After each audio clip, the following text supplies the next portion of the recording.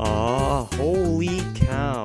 Welcome to Dual Redundancy, the only podcast Turned web show. turned ICTV show, Turned blog. turned back to a podcast where you can hear all the latest in television and entertainment news with two hosts with exactly the same opinions. I'm one of those hosts, David Allen, and the other one is... Mike Ladue. I am the Uncle Jack to your Uncle Hank. Oh, look at us. Uncle dilemma. Who's our nephews? Is it like in the show, nephew Walt Jr., nephew Todd? nephew Todd? Sure. Oh, I was hoping for something else there. I don't know what it was. An illegitimate love nephew or something. Ooh, there you go. It's the unseen plot twist that you didn't see in Breaking Bad. Hey, wait, wasn't Tio means uncle too? Oh. There's a whole bunch of things with uncles in this show that I just inadvertently brought up. Or maybe there's just a lot of family members. Yeah, that too. But There's a lot of fathers and sons too. yeah, there's seemingly a lot of males on this show. There's just a lot of people in general. I don't know. What's Vince Gilligan planning with all these people? Oh man, we gotta stop with all the conspiracies, Mike, because like as I was saying, holy cow, this episode, like every episode so far this season has been like crazy, and then this episode just, Spinal Tap cranked it up to 11 here. Yes. The last 10, 15 minutes of this show, I had my hands on my head the entire time. And What do you mean? Oh, wait, you thought the last 10 minutes are crazy? Dude, when Oh Sherry was playing in Todd's office, I lost it. That's like one of my favorite songs. So that literally, to me, was the most exciting part of the episode. So the last 59 minutes for you were the... Right, it was a little bit of a letdown. Oh, okay. Well, I guess we should probably get into this episode. Get her done. We'll save the best for last. The thing everyone wants to talk about, we'll save it for last here. Now they know they can skip ahead to the end. Well, maybe we'll actually do it in the middle. Yeah. At some You don't know when we're going to do it.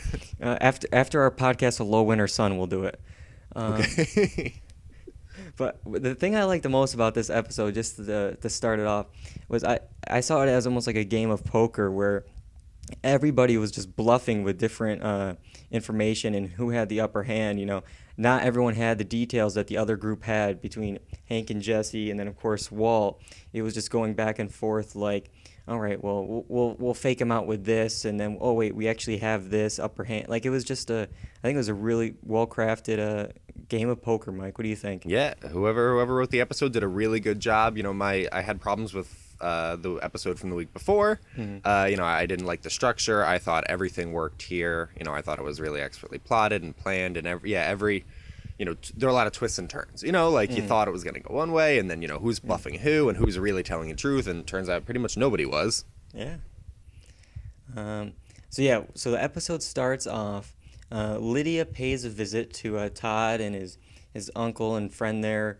They're cooking some meth, and good news, they got it up to 76%. Bad news, it doesn't have the blue color, and that's the brand. And the thing I liked most about this scene actually was Todd's ringtone, which we hear when we hear the other side of Walter's call from last week, and it's "She blinded me with science." Now, Mike, was it just me, or is maybe Todd blinded by Lydia here? Todd? I do not understand Todd. And I don't know if the writers even understand Todd. Like, did they just keep adding weird little quirks to this character to make him completely mysterious? They're like, all right, what are we going to have him do this week? Let's just have him, like, be totally into Lydia and put his mouth on her lipstick. Like, that was bizarre. The whole time, like, they were getting very close in the scene together. He had the cup with the lipstick on it. It almost reminded me of, like, Dexter and like his like weird little trophies. He took the tarantula, from this kid. Like, he just likes to collect all these like odd things for maybe a possible like thrift store he's gonna open. Just little knickknacks and antiques and stuff. Like, I don't know what he's planning to do, if he even has a plan. Popping tags. Yeah, he's popping tags. Hopefully he doesn't pop Lydia here. I mean, he took the tarantula from the little boy and then shot him. I'm hoping nothing happens to Lydia. He does have his cup with lipstick, so I guess that's all he really needs from her. I think I'd be okay if Lydia died. Yeah, by the hands of Todd. Yeah, I don't care. Oh, you don't care? I'm really not attached to like. There's a lot of people on the show I don't want to. Mm, Actually, I kind of want to see all of them die. yeah. I think I've said before. I really wanted to just go out crazily. So whoever they got to kill, make it happen. But yeah, if Lydia's got to go, I'm not gonna lose too much sleep over it. All right. Well, I mean, speaking of having to go, I think Walt thinks Jesse has to go. He finally meets up with Todd's uncle, wants a quick and painless death for Jesse. Even though he offers 3 times as much as he did with the 10 guys they took down in the prison, they just want him to do a cooking lesson. They just need a cooking lesson from the head chef, Walter White. Is that a good deal, Mike? Would you pass that I up? mean, I think it's a good deal, but obviously Walt doesn't Mm, because Walt, made the decision to be out, and these people want Walt to go back on that and to do, something else, to do something Walt doesn't want to do, and that's, the biggest problem for Walt. He'll pay anything. He has all the money, yeah. and it's his pride he doesn't want to take a hit of. So it makes sense for Walt. It's totally in character. But he should just man up and do the lesson, and he would get rid of Jesse a lot easier. Yeah, I think so too. Sure, I mean, I understand the other side of thing. Todd's uncle is like, well, I don't need 3 times as much money. If you teach me how to make good meth, I'll be set for life. Right, teach a man to fish. Exactly. Oh, something I forget.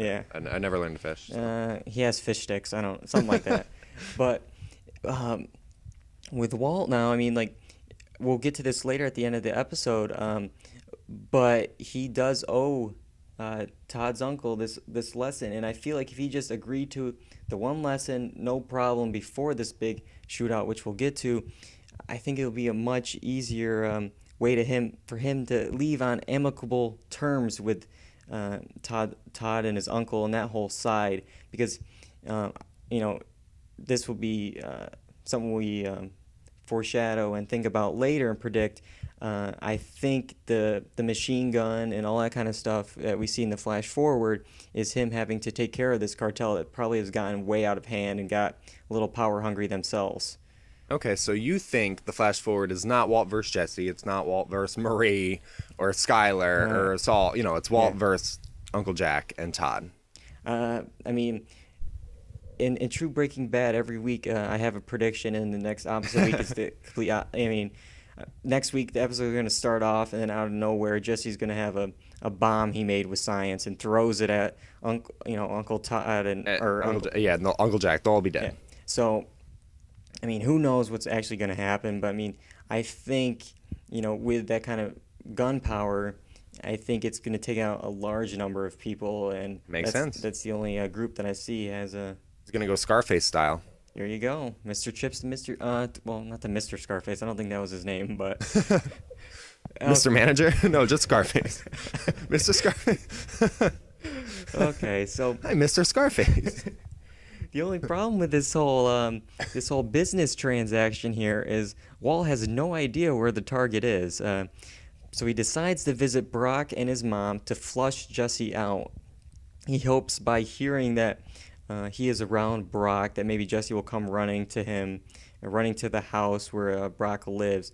Now, was it just me, or did I feel like Brock felt like something was up? Like he looked at Mr. White like, I mean, he probably doesn't know that he is the reason that he got sick or poisoned, but I feel like, isn't it true like something where like kids can see the real motives behind like adults sometimes, and I mean, like I don't know if it's true, but I think dramatically it works yeah. really well. Like they have this innocence, they have this, sixth sense or something. He sees bad people, maybe. Oh, there Maybe you we're go. gonna maybe we'll get a Brock spinoff where he's really like a medium. And he's been communicating with Jane from beyond the grave or something weird, or his who died? The brother, the father? Oh, the father. Brock's father died? Was shot Uh, by uh, whoever? I'm not I sure. don't I mean, maybe Walt is. I mean, this is going to spoil Sixth Sense, but I think everyone knows Walt's it by already now. dead. Walt's dead, and everyone's actually dead. This is a Except for purgatory. Brock. Everyone's dead but Brock, and he's just imagining the whole Yep. thing. He's just eating his Fruit Loops, and Yeah, and the things that we've been seeing as flash forwards are really flashbacks to how they all died. ooh, oh man. Whoa.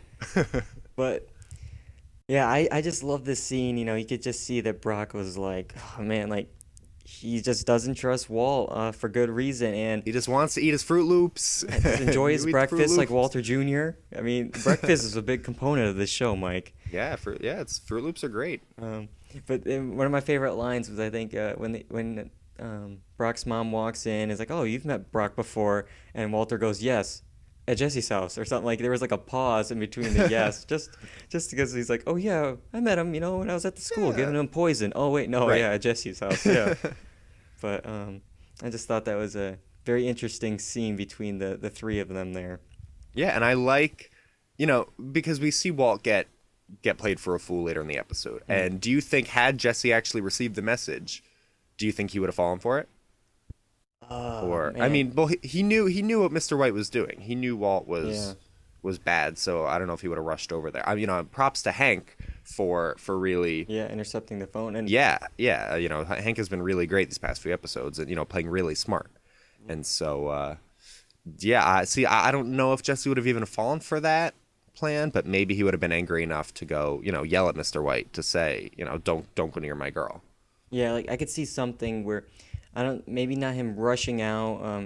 I mean, especially let's say like, are you saying like if like Jesse had his phone, heard the message, and was still working with Hank, so maybe like he brings it up to Hank and maybe like that, or do you think like in this scenario that you're pitching that Jesse was on his own, heard the call, and just is that what you're saying? Right. I don't Yeah. know. I don't know where Walt thought this was gonna go. Mm. I don't know how he thought Jesse was going to react to this. I never. If Jesse didn't come to see him earlier, I don't necessarily know if Jesse would he have gone to her place to make sure she was okay? Is that what he was expecting? Yeah. Yeah. I mean, I guess. that is pretty weird. I think for Wall, I think he's kind of, I mean, this perfect house of cards. I think I've used that metaphor before on the show. Has fallen. He built this thing up, this perfect lie, this perfect scenario, and that one card fell. And now he's like scrambling to remake the house of cards, but like he's still stumbling at like the base kind of thing because he's just he's too nervous now. He's too fidgety. He's not fully thinking how to make the perfect lie again, the perfect Right. scenario again. I think he's just kind of like, oh, if I do this, I can do that. Maybe that'll help. Like he's just too. He just needs to. Yeah, he's step lost his back. mojo. Yeah, definitely. Um, but on the other side of things, while he doesn't have his mojo, yeah, Hank and Jesse definitely do. They need some kind of evidence, something he would never destroy, and boom, they think of his money, and they trick Huel, I think, in just a brilliant way. They stage a photo of Jesse's death. Um, I love the yeah, brains. literally his brains were blown out across the floor there. So Huel would talk with Spill and like you can't call Saul because he sold you out and you're next on the list here.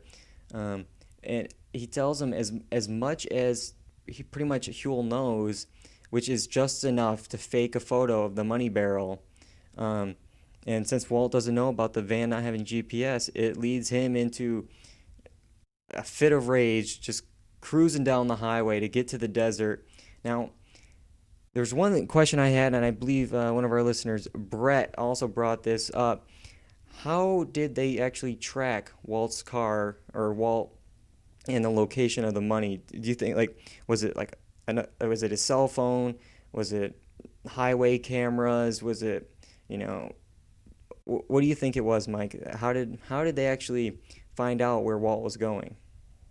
I'm not sure how they obviously didn't follow him because they would Hmm. have had to have been speeding. Were they waiting? I mean, is there, I know there's not an entrance to the desert because it's Hmm. a giant, Yeah. nothingness, but yeah, I'm not exactly sure. There's a lot of suspension of disbelief in this Hmm. entire episode, and I think it all works. Yeah. With Huel, some people are like, oh, Huel wouldn't do that. He wouldn't give up. Hmm. Excuse me, I have to cough. I don't want my voice to get all Yeah. scratchy. But you think Huel wouldn't do that, or Walt wouldn't think that, or Jesse wouldn't think that, and I think you just got to go with it. I think maybe they were waiting by some type of entrance to the desert, and they followed him. Maybe it was the cell phone. I don't know, but we didn't see any. Do they have Yeah. that technology to track him in their car? Probably not. Yeah, see, this is what I was confused too, and now this is a complete crazy theory, I think, but I mean, this is what Breaking Bad is. At first, I thought it could possibly be somehow Saul's doing, and hear me out on this theory. I'm He here. he conveniently showed up at the car wash right before the call was received by Walt. Now, and earlier this season, when they were in the desert, it was, the awkward hug moment between Jesse and Walt in the desert, and Saul was there, kind of, told to go in the background. He talked a lot about like trackers, you need to get this, you need to get that. Like he knows all about the different tracking technology and all this stuff. Now, when he went to the car wash, it's possible. I mean, we saw Walt take a tracker off his car at one point. Maybe he put a tracker back on the car, and I mean, well, at first I'm like, oh no, Saul will never spill.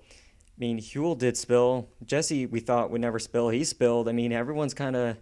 Yeah, I mean, I could definitely see Saul spilling. If he became a police Yeah. informant, where did he get his bulletproof vest? Is he maybe he switched sides because he knew that the house of cards was falling and he wanted to not be the one cleaning it up. Yeah, he wanted to be on the winning he- side pretty much. Right. And I think they could have talked him into, stage another photo, done this, done that, promised him, you won't go down with Walter either.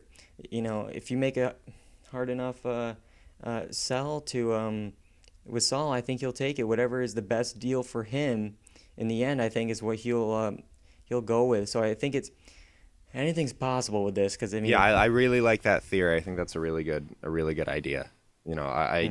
Saul is a rat. And we see everybody's a rat now. Yeah. I like how in the beginning of the episode, Jesse wasn't a rat, and then he, didn't he call him a rat at the end? Yeah. Like, yeah, or so or he coward, came yeah, full or, circle. he Yeah, might a use coward. the word rat too. Yeah, he definitely did use coward, but yeah, at the end, Jesse did rat him out. Yeah. But like you were talking about in the van or whatever, how they ever got to the desert, whatever car that make and model was. We were wondering if they had the technology in the car to track him. Now, this is probably, on a left field again, but do you think the conversation that they had on the telephone between Jesse and Walt was taped? I mean, he was confessing pretty much a lot of different things. Even Tuco, Crazy A, he talked about murdering them over the phone. Was that conversation, do you think, taped by Hank as they were leaving? Because it sounded like Jesse's conversation was very, I don't know, not staged, but like very scripted out, I feel like. So I don't know if he was even taped, like it was a pre-recorded thing. Like it just seemed, the conversation just seemed weird to me. I don't know why. Yeah, no, that's a really good point. Yeah, Jesse's side was very affectless, very very monotone. Like he wasn't.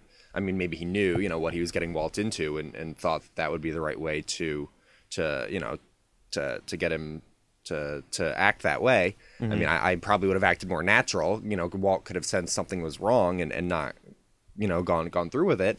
I definitely think it's a possibility that it was recorded. I don't know how they set it up. I guess next week we would have to spend a lot of time revealing all this information. Oh, yeah. I don't know if we have all that time, but I think it all makes sense, and I think it would all be really good. But with the way the episode ends, the fate of so many people up in the air, who knows what it's going to be?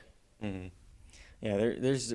I honestly can't believe that we only have 3 more of these left here. Like, I know we've talked about it a lot, but I mean, hypothetically, we should get to these flash forwards that we've seen, and I mean, I don't know when we're gonna get to them. Like, is that gonna be the actual start of the first or the last episode, or we are not even gonna get to them, and maybe we'll just see like in the second half of the flash forward, maybe at the very end or something. I Like, don't know. like maybe there'll be a gray period where we don't know exactly what was going on.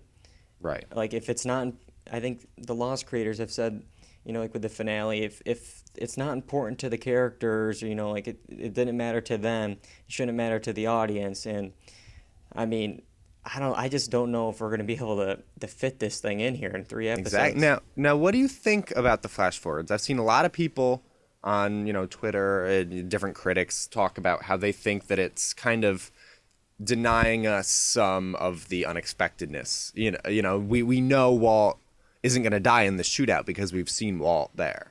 Not that we never thought Walt would die anyway, but it's kind of takes away some possibilities. It opens some doors and it leaves you questioning a little bit. But do you think it's the right way they should be handling this?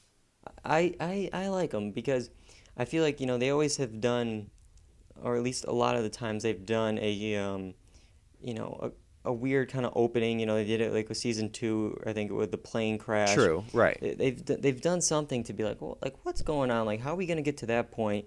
And it always kept us guessing. And I feel like, as you were saying, Walt's not gonna die in the shootout. I mean, it's like, he is the show. It's like Dexter. They're not gonna kill Dexter, even though they wanted us to believe it this season. Halfway through that they're gonna kill him. It's like, no, it's he's the main character of the show. He's gonna make it to the end anyways.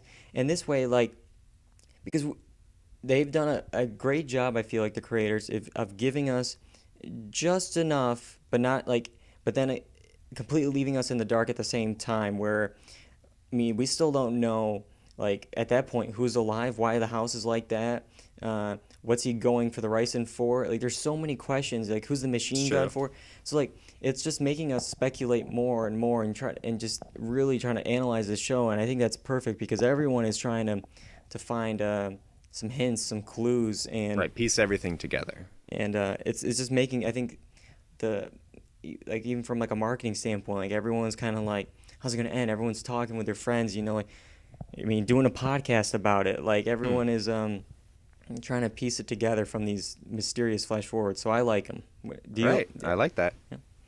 I mean, I see where the people are talking about, but I agree with you with season two, the teddy bear, but it was also vague, and Yeah, that that's was what made it really like I vague had compared to no this, idea but what was going on with that teddy bear, which also needs to come back. We need somehow that teddy bear needs to be involved in well, well, actually, did the you finale. there was a thing on Tumblr, I believe I saw, where in Rabid Dog, the episode last week, people thought they saw the teddy bear In the tree. in the tree, but I Yeah, guess that was cool. it was just they claim it was just a piece of pink garbage or something in the tree, a bag or something like that. I mean, you can't really tell what it is in the tree, but that would have been a very interesting. I don't know how it got there. I mean, that'd just be a whole nother episode where we have to explain the origin of the bear and The how it teddy got in bear. the tree, but we don't have that kind of time. Maybe that'll be a Yeah, web series. exactly. Yeah, Yeah. Brock and the bear. There you go. I mean, it could be like a little Toy Story crossover because it wasn't the pink bear, Mr. Yeah, Huggle. Lotso. Yeah, Lotso. There you go. Okay, so anyways, we're in the desert now. Walt has ran out to the desert. He's looking around for Jesse and realizes he's not there. He got duped. He realizes all this and calls Todd's uncle.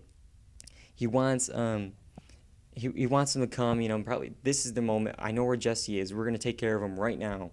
Um, but as soon as he sees the car pull up, Jesse walk out. There's also Hank and Gomez out there. So he tells him, "Wait, back off, back off. This is family." Even though he did refer to Jesse as like family, but I guess you can kill like family, but you Yeah, can't there's a kill difference. family. So, Right. um, so now as Walter realizes that Jesse's a rat, um, and realizes that there's nothing he can do in this situation now, like he's gonna give up. This is the end of the road for Heisenberg. Did you think there was gonna be any way, through science or like magnets or anything that he could possibly get himself out of this one? Was there I, anything? Were you expecting like, okay, he's gonna pull a Houdini and be like, surprise, it's not actually me, it's Walter Jr. under in a mask or like something, just something crazy that he could get out of this. I really think he was resigned and he gave Mm, up based on how the actors played that part. I think in a just universe that would have been the end of Walter White. yeah, But as Jesse said a few weeks ago, however you think it's gonna go, Walt is really really lucky, yeah, and he got out of it. I really think. He probably would have tried thinking of something else down the road. Probably tried sweet talking Hank or Gomez or Jesse. Or, tried selling somebody else out. I don't know, mm, but I think in that moment he gave up. He lost. yeah. That was it. His walk there with his hands out, almost kind of like Jesus in a way, with his hands out there like that.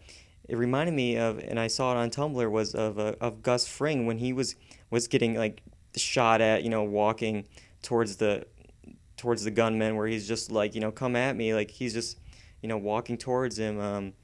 Reminded me of that situation. But then when he finally makes it up to Hank, He gets cuffed. He is read his rights. Now he's asked if he understands these rights, and he only says coward. So he doesn't say yes. He doesn't say no.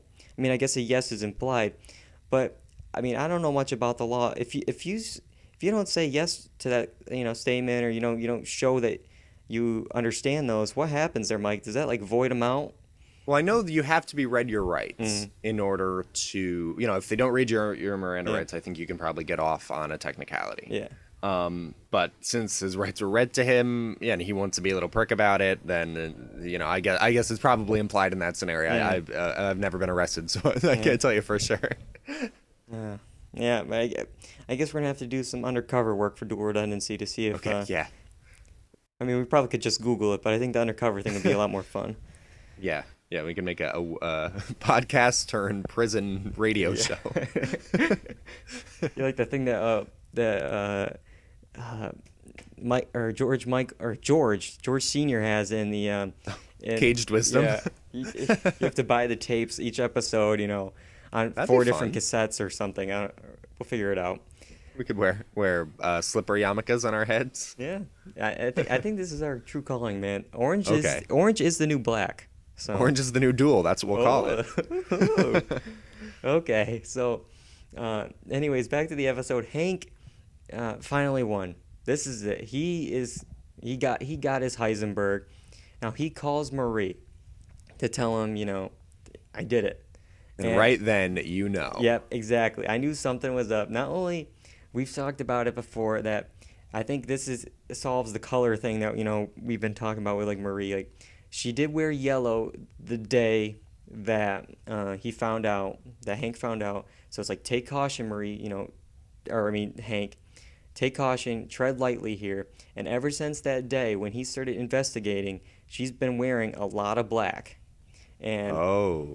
I've seen, even this phone call where he ends the call and says, it may be a while before I get home. Like, this is very interesting to me because now I saw something in Entertainment Weekly. I'm not sure if you read the article, Mike, but this week they did a season like breakdown each season, and there was things that you might have missed, and I completely missed this, and this is similar to this what just happened here. I didn't see the article, but I'm Yeah. intrigued. All right. So so as I said, it may be a while before I get home. So it's kind of like a play. Like he's probably not gonna get home. It's gonna be a while before he gets there.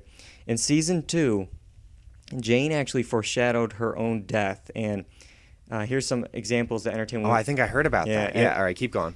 uh, so yeah, this is in Entertainment Weekly, the latest episode. If you wanna, or the latest issue, if you guys want to read this, it's Jane foreshadows her own death. She responds to Jesse's cheeseball jokes by quipping, "I think I just threw up in my mouth."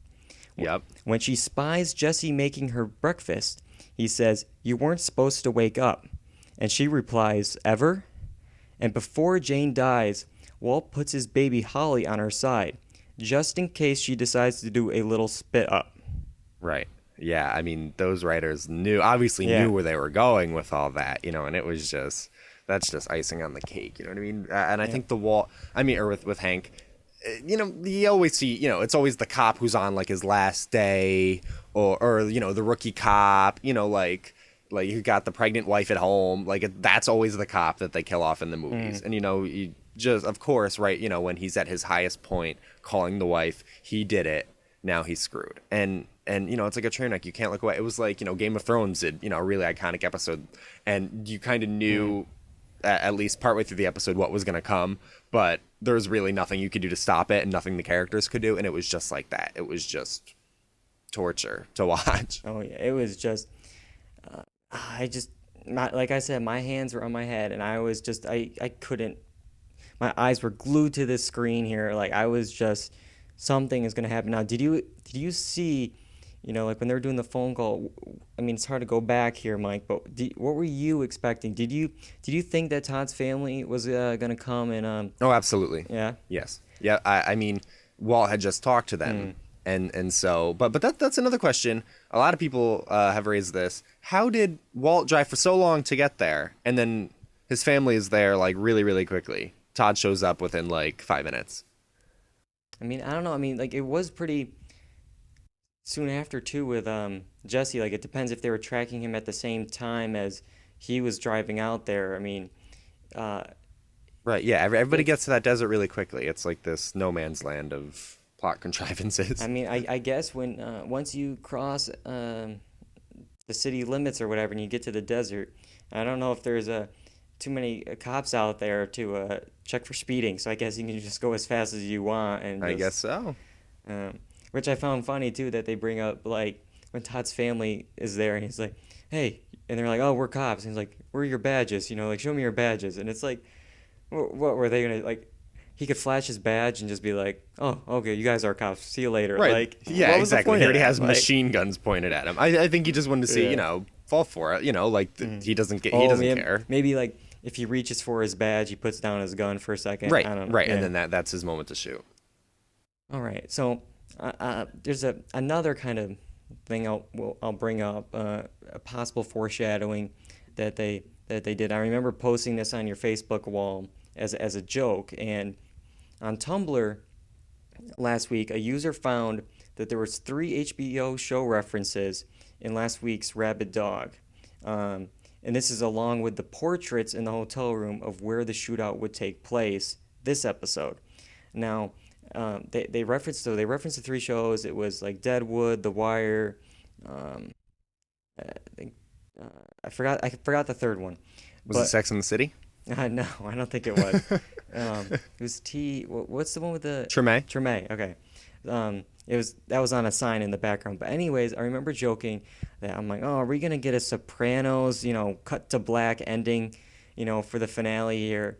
And no, we didn't get it for the finale, or at least We not got it yet. for this one. We got it for this one, and I just remember I can't repeat what I said when it cut to black, but I was just like, there's points in Breaking Bad where I'm like, oh man, the cut to black is gonna come any second. And then I look, and it's like, oh, it's been 5 minutes of the episode or something. It's like, oh, okay, we got some Hmm. time. And then by that Right. point, I gets to, like, okay, I guess it's not coming. And then boom, it comes. And I'm just Right. like, Yeah, I wasn't watching the clock at that point. yeah, I had no idea what time it was. I had no idea, where I was, who I was. I was yeah. just so engrossed in that moment. But I just thought it was just so like, I don't know if this was an intentional thing. Obviously, like the pictures in the hotel. Okay, that was a clear like Easter egg. To say, oh, next week, or soon we're gonna go back to this location. But I mean, this HBO thing, like again, every single detail on this show is thought about. Every shot composition, every detail on this show is thought about. So I wonder if this was kind of like a little, haha, like a little. I mean, maybe not The Sopranos, but maybe just some other. Maybe it was just like a nod to HBO at least. Like last week, we're we may be AMC, but we're doing content just as good as HBO here. I think it's foreshadowing some type of vampire Oh, plot. I think the last three episodes are gonna delve really deeply into Holly being a vampire. it's certainly possible. I remember joking too that maybe we're gonna get a Flight of the Conchords rap battle between. Ooh, that'd be good. I'm trying to think of the Rhine meth or no, I don't know. I'm trying to think of it. Rhymenoceros. Yeah, I was thinking of Rhinoceros, but I was trying to add meth in there somewhere. To the hip hop Heisenberginess. I don't know. As we heard last week, my free Willy Waps. I can't even Oh, talk. yeah. I have a Donald Duck thing going on here. I I'm just gonna forget that whole saying. You're All just right. gonna let it go. Yep. Okay. So now, Mike, what's gonna happen next? It cut to black. I feel like the two people in the entire DEA that actually know about Walt are gonna die. I mean, so I think for me, it's gonna be interesting to see here. Now it looks like Marie and Jesse, you know, Are the with only two with who knows. with, with But their yeah with the DVD confession that Jesse right, the has DVD. is against Skylar and Walt, who technically has his own DVD confession. Exactly. So it's he said, she said, and what do you think's gonna happen next week with Mike or with this episode, Mike? What's going on?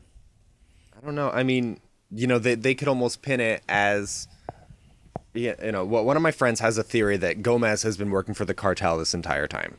I Whoa. obviously don't think that's true, but maybe they could, let's say Walt gets out of it, he could pin it as Hank was Heisenberg, Gomez was cartel battling against, white power meth heads, and it's a way for Walt to get out of it. It's that's possible. I saw one theory that mentioned that they're on the Indian reservation, and maybe the people patrolling the Indian reservation would come and interrupt the firefight and possibly save Walt or Hank or Gomez. But I think most likely it looks like this is going to be the end of Hank and Gomez. I believe Dean Norris, who plays Hank, is on Talking Bad next week, which is that's never good when you're on Talking Bad. Yeah, that's not a good sign. Yeah, I mean, anything is possible. Like we said with Breaking Bad, Saul did bring up, bulletproof vest, and I'm gonna compare it to the great trilogy, Back to the Future. There was a bulletproof vest in a two that they foreshadowed in part two, and then in part three, that's what saved Marty's life was a bulletproof vest. So who knows? Maybe that was a little nod that Hank maybe had one as well. He'll just play dead for a little bit. It depends if the cartel there will be like, oh yeah, he's dead, and just leave, or they'll actually come up and give him like a headshot, and then it's like, okay, there's no way you're faking that. Did they do that to who was that guy, that rival meth dealer that they went and killed? Actually they did do that. They went and gave him a headshot, right? I think so. So I guess I think they're going to be gone, pretty yeah. thorough. Yeah, I think they're going to be pretty. But maybe that's that's foreshadowing of how thorough they are. We know Hank can't get out that way. I think Hank does he have what's Hank's only hope? Maybe the Indian reservation people, maybe they'll run out of bullets. How much ammo is getting thrown around right now? Yeah. I feel like they're all very not that good with their shots here. I mean, is it that hard to fire a gun? I don't know. Yeah, I mean, I was looking at Todd there. I think there was a good comparison shot between like Hank, and then they show Todd, and it's like Todd's like, it looks like he's inept with the gun, like he can't really like.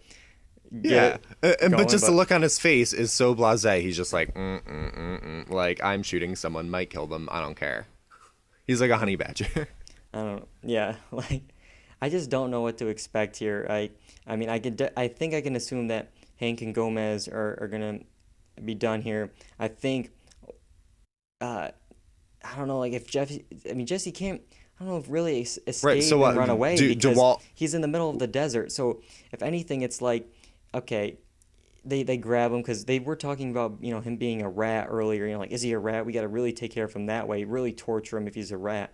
So maybe they actually take him as almost like as a prisoner, as like kidnapping kind of thing.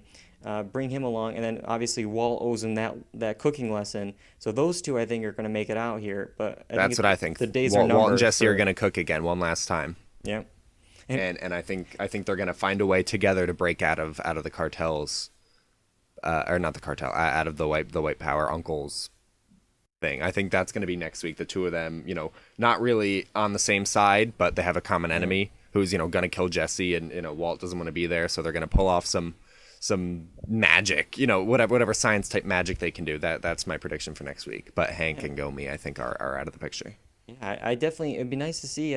I do like when Jesse and Walt are at least acquaintances, at least getting along when they're cooking. Like they have a very good bond. I mean, as you were saying, it just reminded me they have a common enemy, and with when they had Gus Fring and like T.O. and Walt, T.O. sacrificed himself for this. I don't see this for Walt, but I mean, could Walt just kind of be like pull a T.O. in a way, and Jesse, like he said, Jesse, you have your whole life ahead of you. Walt really is dying of cancer. I mean, I feel like we weren't sure, but by him keep bringing it up, where with the money and stuff like that, like he was being sincere, I thought there. So I think like if he knows his days are numbered, he might do some crazy action there. Maybe that was like the machine gun. He's taking the ricin himself to kill himself just in case. Like I don't know what's going on. Right. I don't know. I have no idea, and I love it. Yeah. All right. Well, I think we're gonna just leave it at that this week. I think that's all the time we have. There's 3 more episodes left, so just stay tuned here because stuff is going to go down. It's gonna hit the fan. It's gonna be nuts. We got to make sure we're thanking John Berwick, for doing. Thank you, John. Thank you so much for doing this. Still putting in the time and making this podcast work. I mean, at least technically it works. I mean, as for the stuff we're saying, that might need a lot more work still. But at least we need some. Yeah. We need some help. On John's side, it's perfect. Also, make sure you're following Dual Redundancy on all the social media things to stay up to date on Breaking Bad, everything in entertainment and television. We're on Facebook, we're on Twitter at Dual Redundancy, YouTube, which is going to be very important coming up because we're going to be doing an Emmy prediction special, which we do every year. And this year, Mike, it's going to start as a YouTube exclusive. Ooh! So you have to find it on YouTube this time to listen to it, to check it out. It's going to be a great episode. So yeah, make sure youtube.com/dual redundancy to get that, and then also the blog dualredundancy.blogspot.com. There we go. Got a lot of stuff going on. It's getting to that time of year, Mike. I mean, Breaking Bad's gonna be over soon. We got the Emmys coming up. What do we do when Breaking Bad ends? What do we do? What do we review? What's our weekly thing?